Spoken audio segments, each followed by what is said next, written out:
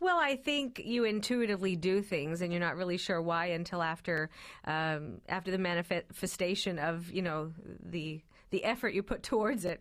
But it is like a train track, and my mom always said that to us growing up, that it's bumpy and it jerks you around. But when you stand at the caboose and you look back, you go, "Oh, that's why it did that." Oh, that was the turn in the road. And I think that's the case, is you don't always know why at the time you do something. Was it your choice? To be in show business? I think eventually it was. As a 3-year-old, do you think you have many choices? I don't think so. Well, how did your parents decide to put their children into the music business? Were they inspired by the success of the Jacksons? My brothers were before the Jacksons.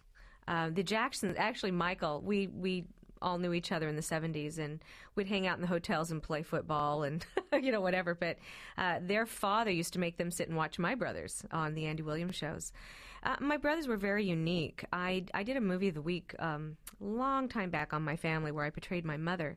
And when they were trying to find children that could sing at age 2, 4, 6, and 8, they couldn't find anybody, still to this day, who compares to the sound that my brothers had. They've just had their 50-year anniversary tour. 50 years nonstop in this business, that's quite a feat. And so I don't know many people who have done that.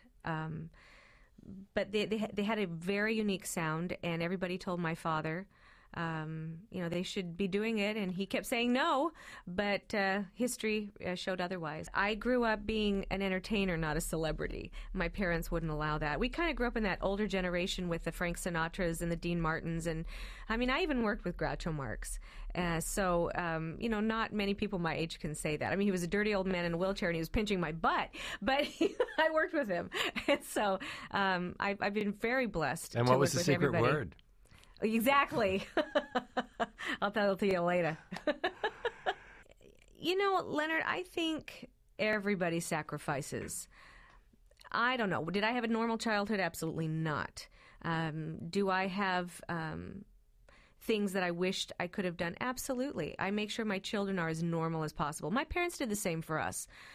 I think if you look back, you never grow up. I think you have to make peace with your past. My joke is you spend the last half of your life fixing what the first half did to you. And that's why the book really, they asked me, because I came off another New York Times best-selling book, and I was the first celebrity to write about postpartum depression. It doesn't matter if it's postpartum. Depression is depression is depression. And they said, well, we want you to write another book. We want you to write an autobiography. And I said, I can't. I'm only half dead. And so even though I've had a very long career, that's why the short stories, because if I were to leave anything to my children, to my grandchildren, it's tragedy plus time equals humor. So you might as well laugh about it now.